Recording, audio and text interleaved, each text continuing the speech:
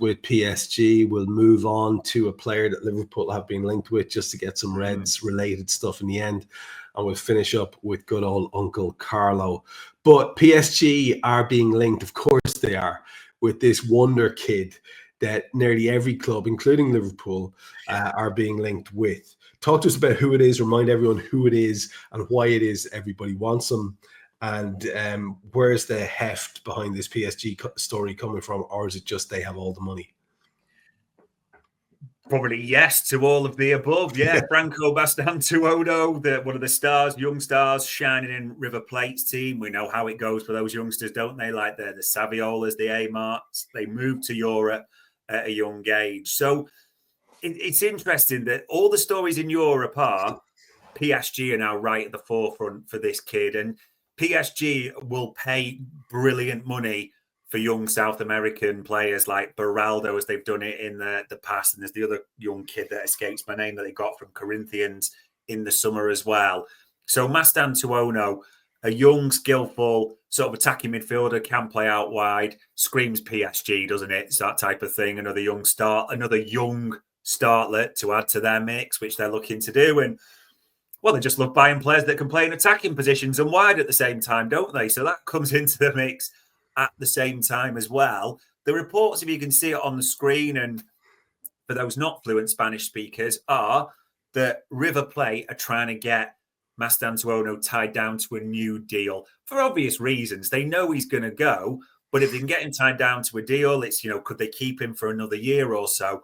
And more importantly for them, it helps with the price, doesn't it? Because if they can get a clause in there or, a longer term contract, when negotiations come up, it helps with that as well. So, yeah, it will be interesting to see what happens with this kid. Like you say, that all of Europe's been linked with him. There's clearly a talent. There's just a wonder.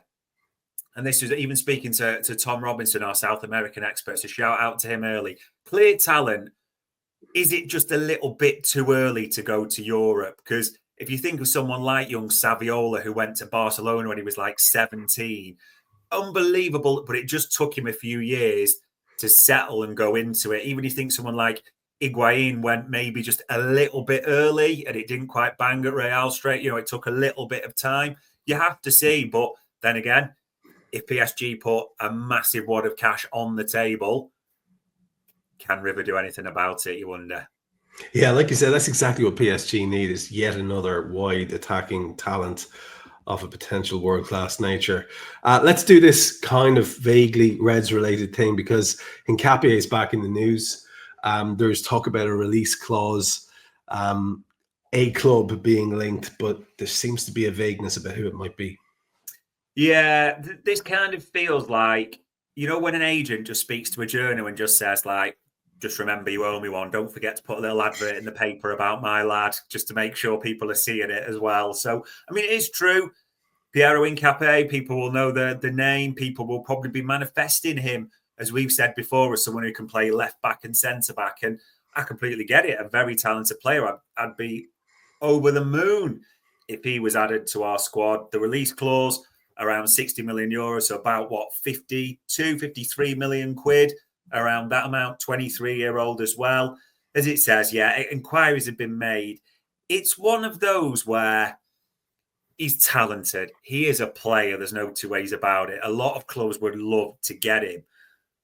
The price is interesting, because when you're paying that type of price and you're getting a player of that caliber, you're almost thinking, well, they've got to be in the first team straight away, because you're not paying that sort of money to be.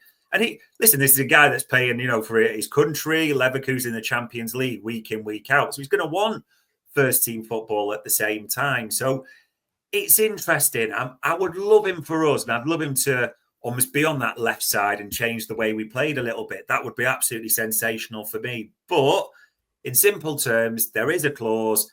It's clearly being advertised. They are touting for offers to see what they can get. And who can blame them if you've got a player like that available for sale? And we'll finish off then with Carlo Ancelotti. And there's a little bit of a sort of back to Real and Rodrygo chat here as well, just to finish us up for today.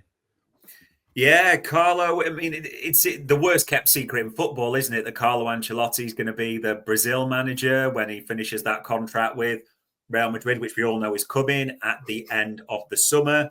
At the same time, as well, I mean, we all know Xabi Alonso is going to be the Real Madrid head coach, don't we? We know that's coming. Like everyone's talking. It's just when you almost wish with this type of thing, can we just put a pin in the song and dance and all the games and just admit it so we can all move on quickly? The more interesting thing is what's on the screen, Trev. And Real Madrid, I mean, in their terms, it's been a disastrous season for them so far, isn't it? They're 4 points behind Barcelona. They lost the cup final to them the other day where they were threatening to batter the refs, weren't they? And Rodrygo got in trouble and all the stuff like that. It seems that discord's high.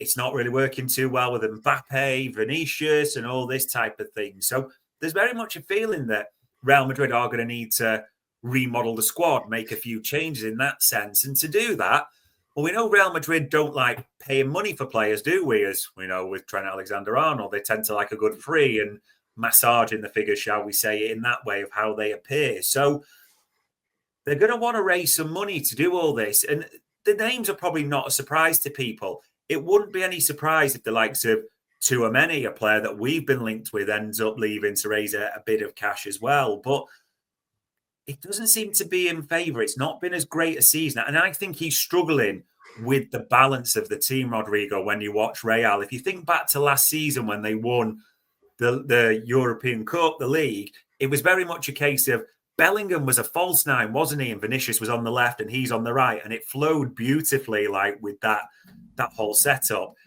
And Mbappe's just not working for them. I'm not sure you can carry Mbappe and Vinicius. So maybe just Rodrygo is the victim of that and wouldn't be surprised if he does want to get sold. The question is, and people would say, like, Liverpool will be in for Rodrygo. Got nothing on that at all. If he is on the market, I've got nothing on that to tell you. I would be intrigued to see what is the market for Rodrygo, because he's a name, 24, pedigree, won trophies. It would be fascinating to see. But, yeah, it would not surprise you if there's a few because most players at Real Madrid are high profile.